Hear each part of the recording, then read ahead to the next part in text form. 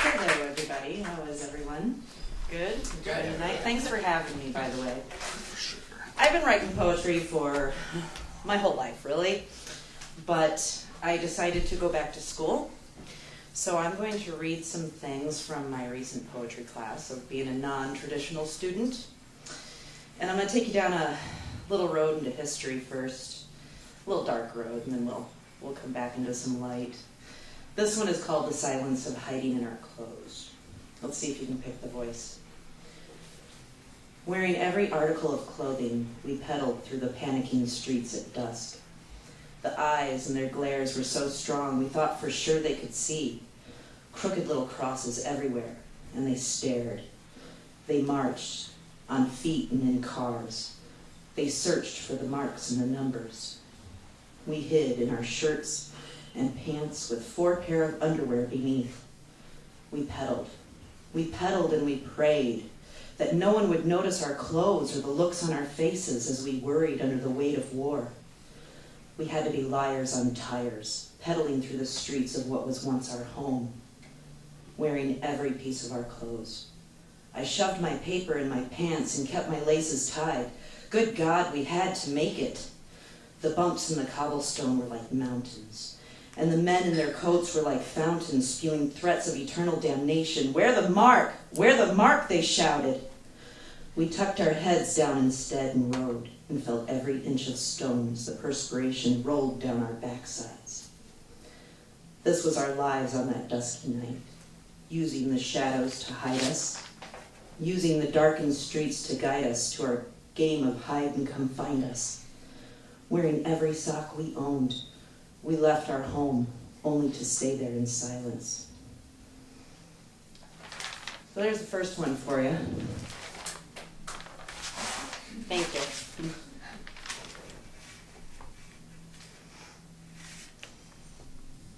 This next one's a little dark too, hope you don't mind.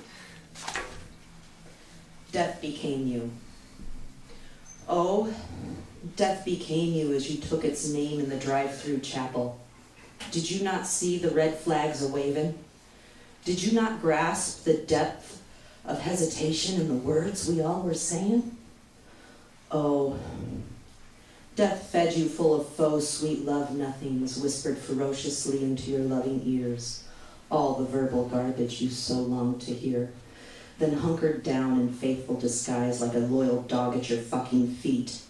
It seemed so sticky sweet, a fantasy fairy tale come to fruition, but you failed to listen. Oh, death became you. With the fists of a coward it bruised your soul, slammed you against the wall, let you go, and threw you down the goddamn stairs. So, with the quagmire of a lonely life, you naively chose to be death's wife, and now you are all alone in a grave that never should have been your own. How about a little light?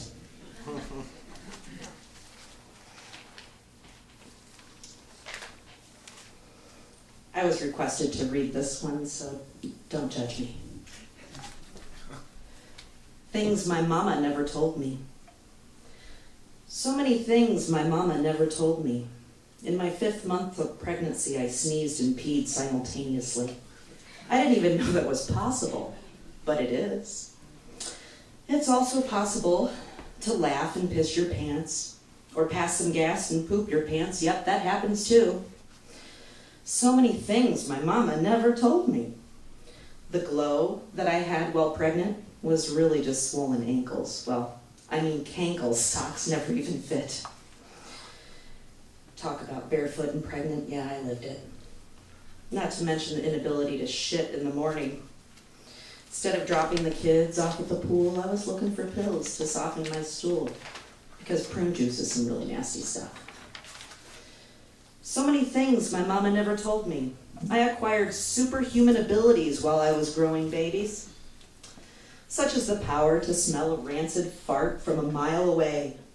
There's nothing quite like the wafting, rotting odor of old man bowels in the grocery store, 2 aisles over from my selection of canned goods. My cankles kept me from running like I once could.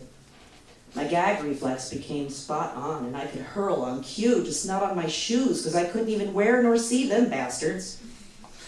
So many things my mama never told me. How do I shave my legs when I can't even see them? I didn't want to give birth looking like a Sasquatch squatting in the forest. This task required graceful balance, of which I had none. But I did have a mirror, a tub, and a belly as big as Santa Claus, who may or may not have eaten his entire herd of reindeer. Shaving legs while pregnant and swollen? Easier said than done. So many things my mama never told me. Thanks, Mom, for all your non-existent advice. A little heads up would have been nice. Thank you.